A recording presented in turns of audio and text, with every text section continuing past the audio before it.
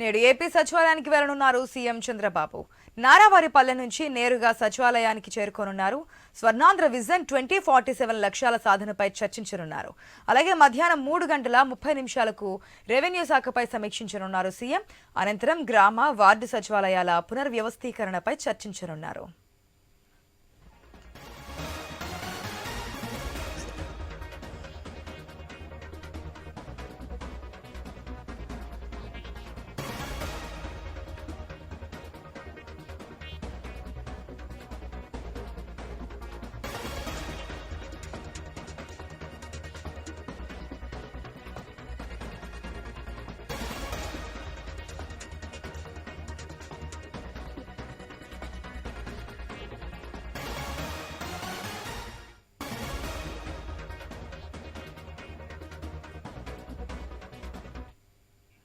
ఇక సాయంత్రం 4 గంటలకు కేబినెట్ సబ్ కమిటీ భేటీ కానుంది. రాజధానిలో సంస్థలకు భూ కేటాయింపులపై సమావేశం కాబోతున్నారు. అమరావతిలో కార్యాలయాల ఏర్పాటు, గతంలో పలు సంస్థలకు భూ కేటాయింపులు, కొత్తగా భూ కేటాయింపులకు వచ్చిన ప్రతిపాదనలపై చర్చించనున్నారు. కేబినెట్ సబ్ కమిటీలో మంత్రులు నారాయణ, కేశవ్, కొల్లు రవీంద్ర, దుర్గేష్, టీజీ భరత్, సంధ్యారాణి, పలు శాఖల ఉన్నతాధికారులు సభ్యులుగా ఉన్నారు. పూర్తి అప్డేట్స్ మా ప్రతినిధి హరీష్ ద్వారా తెలుసుకుందాం. హరీష్, ఈ రోజు ఏపీ సచివాలయానికి సీఎం రాబోతున్నట్టు తెలుస్తుంది. ఎందుకంటే నిన్న నారావారిపల్లెలో రామూర్తి నాయుడు సంబంధించి పెద్ద కర్మకు సంబంధించిన కార్యక్రమాలన్నీ పూర్తి కావడంతో మనం చూసాం విజన్ 2047 లక్ష్యాల సాధనకి ఏ విధంగా ముందుకెళ్ళాలి, చాలా విషయాలను కూడా ప్రస్తావించారు ఆ రోజు. వీటికి సంబంధించి క్లియర్ కట్గా ఈ రోజు మాట్లాడబోతున్నట్టు తెలుస్తుంది. డీటెయిల్స్ ఏంటి?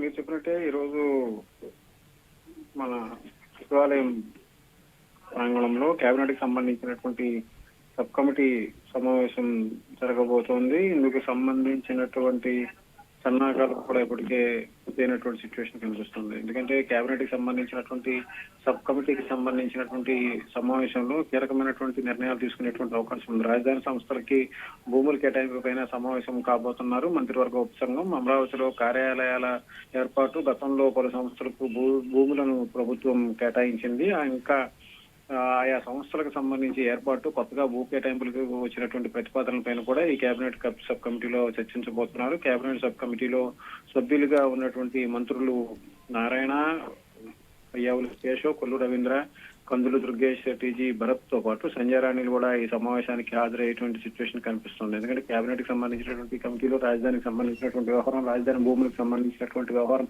కీలకంగా మారింది.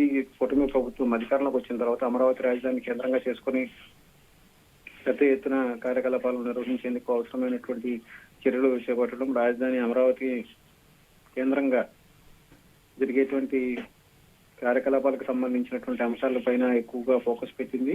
సో ఈ సంబంధించినటువంటి వ్యవహారాలపైన కేంద్ర ప్రభుత్వం కూడా రాజధాని అమరావతి అని చెప్పి ఫిక్స్ అయినటువంటి సిచ్యువేషన్ కనిపిస్తున్నటువంటి నేపథ్యంలో ఈ అంశానికి సంబంధించినటువంటి వ్యవహారాలపైన కేంద్రానికి సంబంధించినటువంటి నివేదికని ఆధారంగా చేసుకుని కేబినెట్ కి సంబంధించినటువంటి సబ్ కమిటీలో సమావేశం జరగబోతుంది. ఈ సమావేశంలో కేంద్ర ప్రభుత్వం నుంచి వచ్చేటువంటి నిధులు, రాజధాని నిర్మాణానికి అవసరమైనటువంటి చర్యలు, అదేవిధంగా భూముల కేటాయింపులకు సంబంధించినటువంటి అంశాలు వంటి కీలకమైనటువంటి అంశాలపైన కేబినెట్ సబ్ కమిటీ చర్చించబోతున్నట్టుగా సమాచారం అందుతుంది.